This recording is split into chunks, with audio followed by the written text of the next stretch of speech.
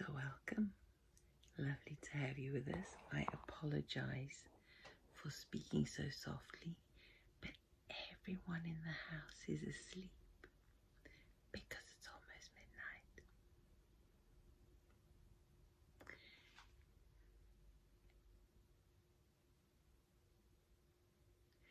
I just wanted to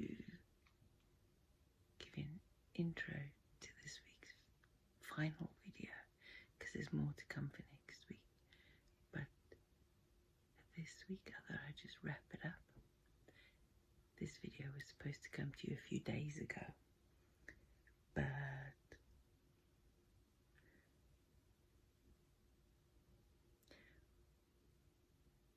more important, family stuff came up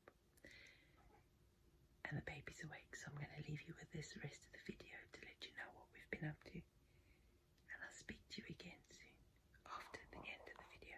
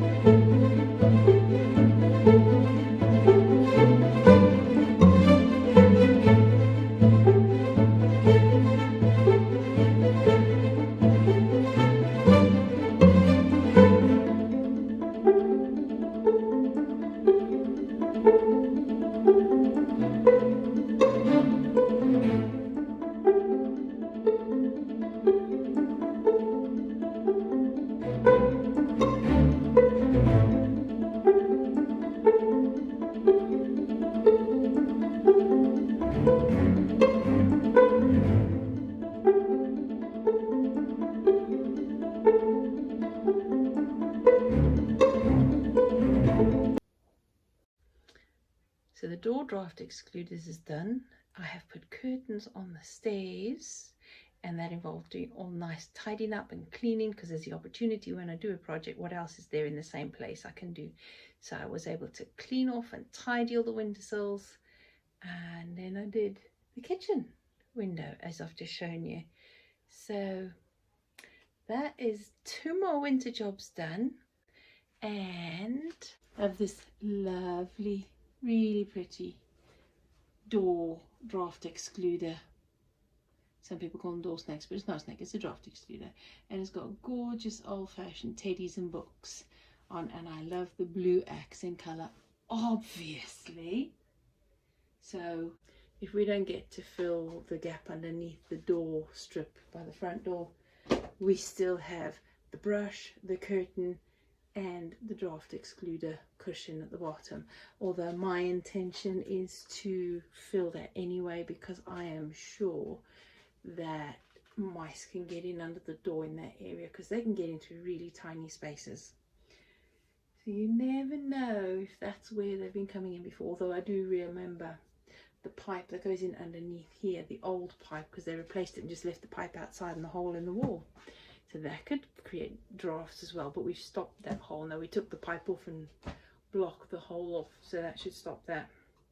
But there is still a draft coming in under the kitchen counter, and I think it's because of the boxed in section over there, which in these old council houses were where's the downpipe from the toilet, but they have changed that for us, because we complained about the problem with the disintegrating pipe before, and they directly put a pipe outside and down on the outside of the house now, but they left the pipe in the box, and they've left the box, they didn't change that.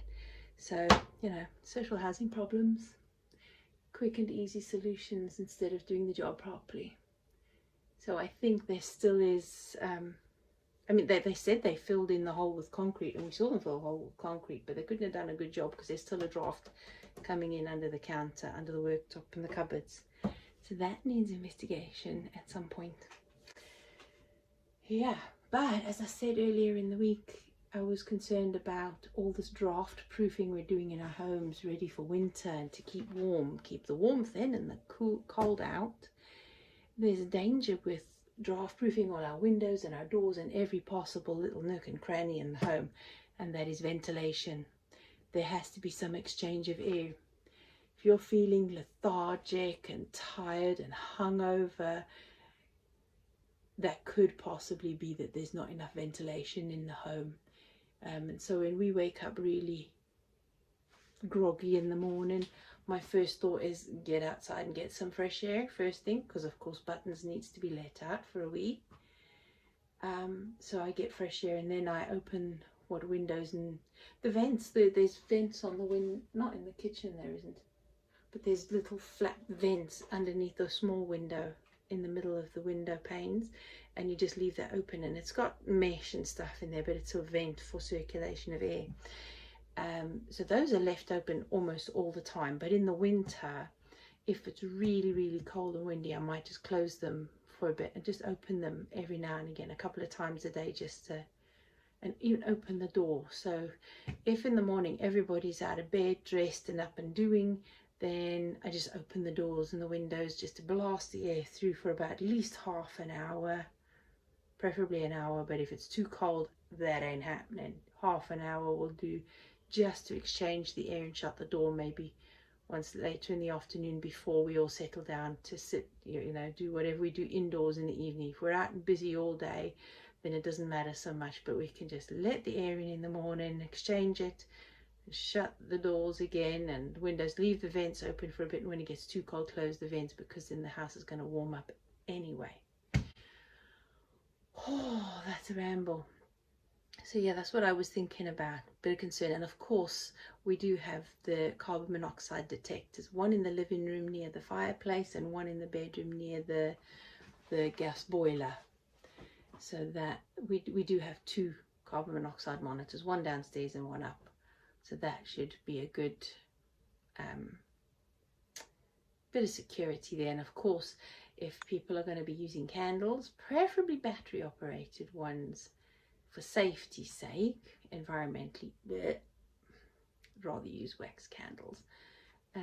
But you still need to make sure you've got proper ventilation, your carbon monoxide detectors, your smoke detectors, make sure that they are working. Don't put your candles near anything flammable. So I think that's about it for this week as far as drafts and keeping warm goes. How about you? Okay, I'm just trying to cover those knives behind me. That makes me look I'm a bit scary person, but that's literally the safest place to put it, in the kitchen, away from the little ones. They can't reach it. It's not in a drawer. All right, okay, that's out of reach there. That better? Okay, so I've got to go now. Got appointments to go to, running around to do, getting ready for the weekend to spend some time with the grandchildren. So I wish you a good week. In the meantime, let me know in the comments section below how you're getting on with your winter preparations, and if you've been able to do any little things to help, and especially if they make do stuff. Yeah, unfortunately we did have to fork out money for those draft excluders around the door because we didn't have any, and we've already got curtains up and things like that. So I'm sure there are other make do solutions, but I was using what we've got, and if we're not, then we'll buy. If we haven't got anything, then I'll just buy some. But that was a good thing. Yeah, oh, good news, my chimney sweep will be here next week for an interview, so you will have that video on the 29th.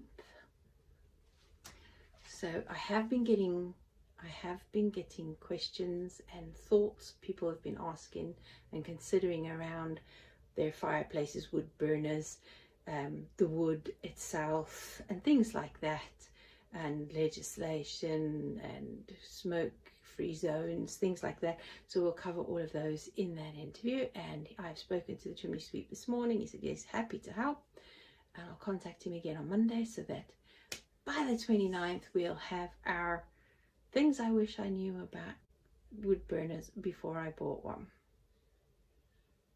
or just in general. So I'll see you next week. Take care, have a good weekend.